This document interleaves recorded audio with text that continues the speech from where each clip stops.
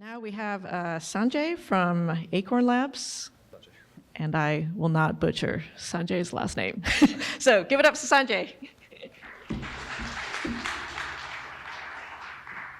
Hey everybody, my name is Sanjay Nadhavajhala. I'm an AI engineer at Acorn Labs. I've been training AI models for the last 8 years, and in this very dense talk, I'll be talking about fine-tuning LLMs for multi-turn function calling.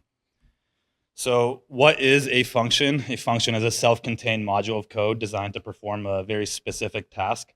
So think about if you're a software engineer, you write functions all day long. But what a function means to an LLM is 3 different properties. The name, thank you. The name of the function, the function's description, and the parameters to a function. So in this example, I hope it's not too small. It's a very simple function that gets the weather.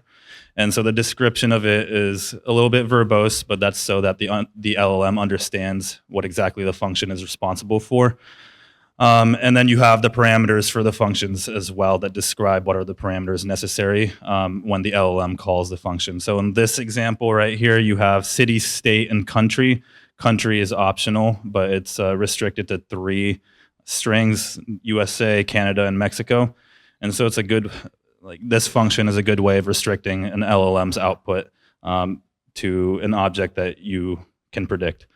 So what is function calling? Function calling enables a model to call tools, which can be either user-defined functions or external APIs based off of the user's input. This really extends a model's capabilities with access to real-time systems and interacting with those systems. And so there's a couple different scenarios. I'm going to go over 3 of when you'd use function calling. So the first one is for information lookup. Say you're a sales manager and you want an AI assistant to pull recent sales reports to prepare for a meeting. You can't fine-tune this into your LLM because sales reports are constantly being added or removed. So you don't want this knowledge to exist within LLMs. Rather, you want an LLM to be able to pull this dynamically. And so you'd define a function named getSalesReport in any language that you want. It can be Python, Java, Go. The LLM doesn't care. You're responsible for running your own functions and executing them. And so the model will be able to get access to your sales reports. If you're in customer support and you want to track the delivery status of a package, write a function named track package, give it to the LLM, so that way when a customer asks, where's my package, you have the customer's details, and then you get their tracking ID, you look it up, give it back to the LLM will tell you. Calculations, which I think is very important. As LLMs are getting better at math, users are more inclined to asking them math questions.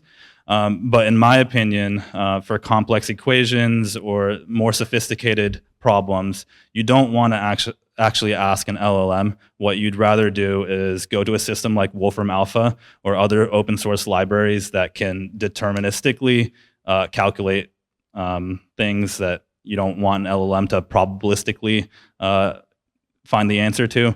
And so for any math questions, if you have a function named advanced calculator that hooks up to a graphing calculator open source library, you can make sure that your LLM is not guessing or hallucinating on math problems.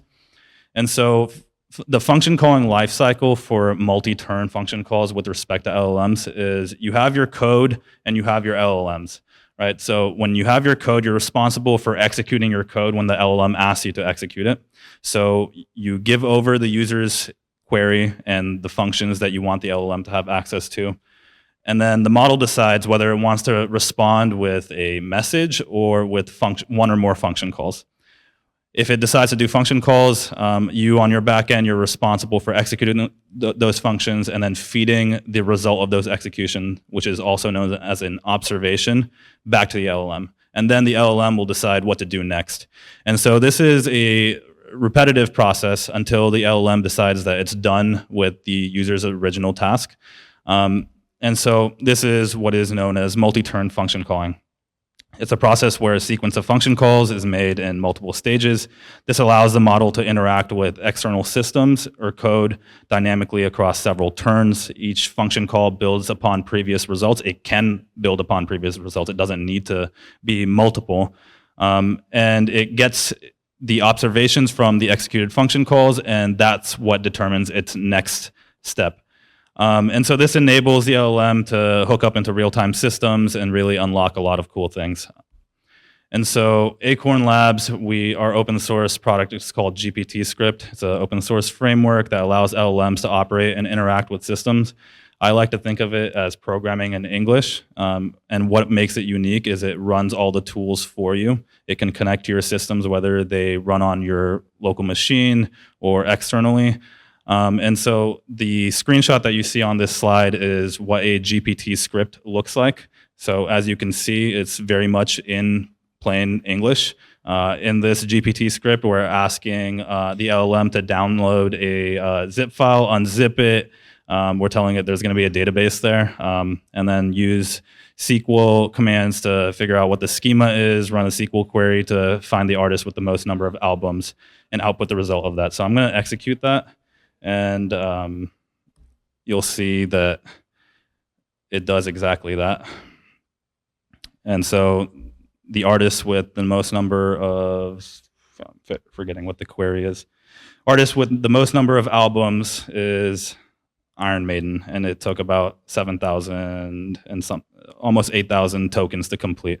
So GPT Script is a really good way of connecting LLMs to tools, and we have a bunch of built-in tools so that you don't need to write your own tools. But we want a GPT Script to work with local models. And the state of local models about 6 months ago when we started exploring this was not, it wasn't good for function calling. Since then, it's gotten a little bit better with Llama 3.1 coming out, but at the time we were dealing with Llama 3, Mistral, V0.2, Phi 3, Gorilla Open Functions, and Functionary Medium. And so most of them had terrible quality in GPT Script, like they wouldn't even run. Like we built GPT Script on top of GPT-4, and it works beautifully. It works pretty well with the Claude models as well, but it did not work with any of the open source models. Even though after every single iteration, the open source model benchmarks, they kept going up, but their function calling performance was still very poor. And so the common issues in both local and proprietary models was a number of things. The most common one was function hallucination. So if you asked an open source model to go do one function and you didn't pass the function, it will try and it will hallucinate that function. Like if you say please use a calculator, it's a function that I provided to you, but you didn't actually provide it, it will just call calculator, even though that's not a real function.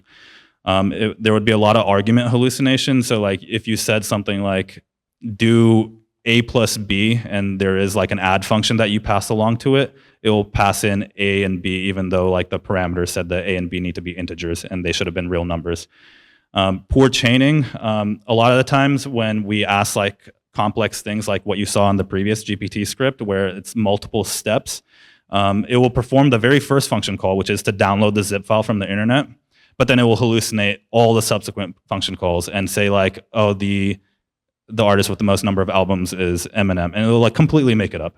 And so what we also saw in Gorilla Open Functions and Functionary, which were really two of the very first open source function calling models out there, is they had degraded quality in general skills and logic, which is not what we want, because in GPT script we wanted generalist models that are versatile and are able to still function as top of the line open source models. But we saw across various benchmarks that open functions and functionary did not meet their standards. So Gorilla Open Functions was based off of, I think, StarCoder, and it underperformed StarCoder in nearly all the benchmarks. And so that's one of the things that we saw. So we couldn't get GPT script to work well with local models, so we decided to fine-tune our own models for multi-turn function calling and make sure we try to mitigate as many of those errors with existing function calling models.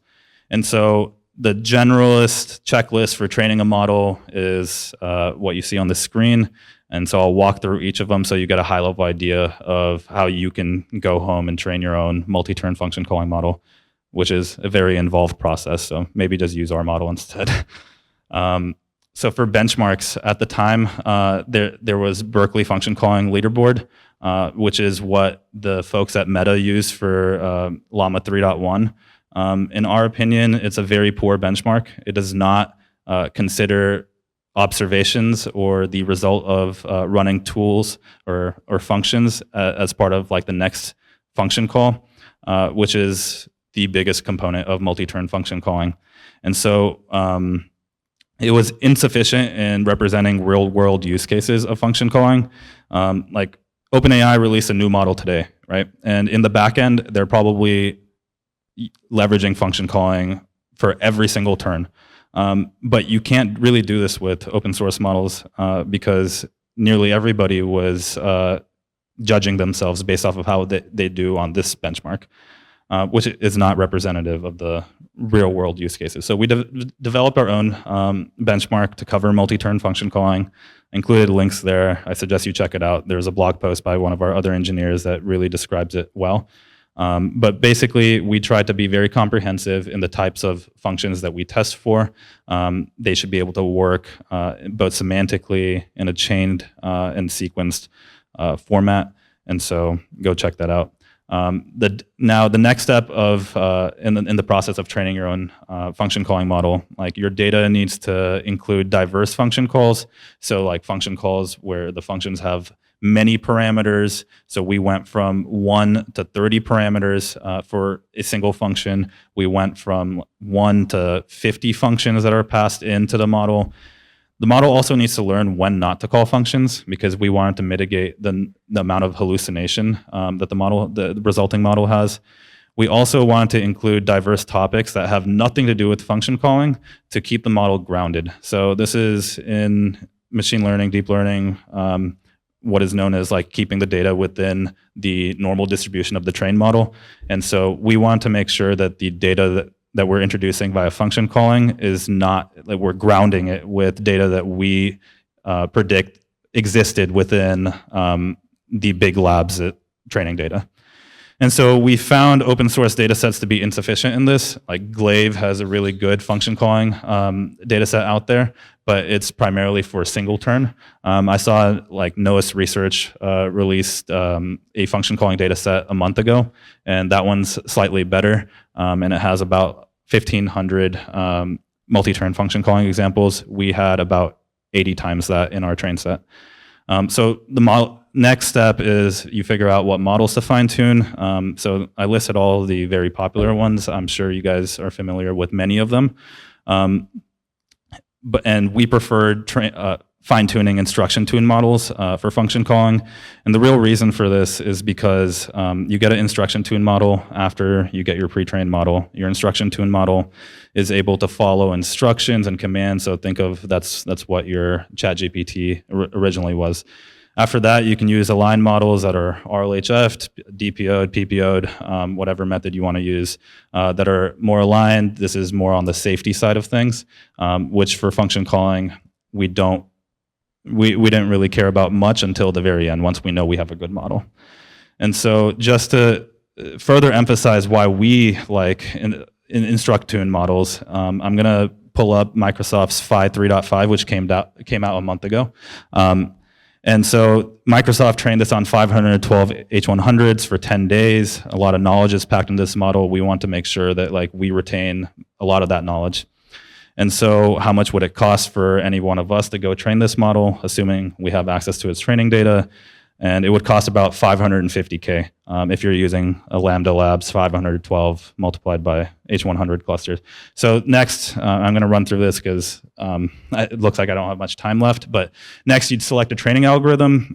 You have a bunch of them to choose from, but generally speaking, you have full tuning of the model. You have freeze tuning where you freeze a couple of layers and only update those parameters. You have LoRa and quantize LoRa. We preferred this technique known as block expansion, in which we take a few blocks, interleave them into the parent model, freeze those blocks, and only update those blocks' parameters. This is something I used to do a lot when I was training speech-to-text models, which are CNN models, and it worked really well there, where I can adapt English-based models to like Spanish ones using block expansion, and it ended up working really well for us for language models as well. And so just when you do block expansion, you freeze pretty much like only those blocks. You freeze the rest of the network and you only update those blocks.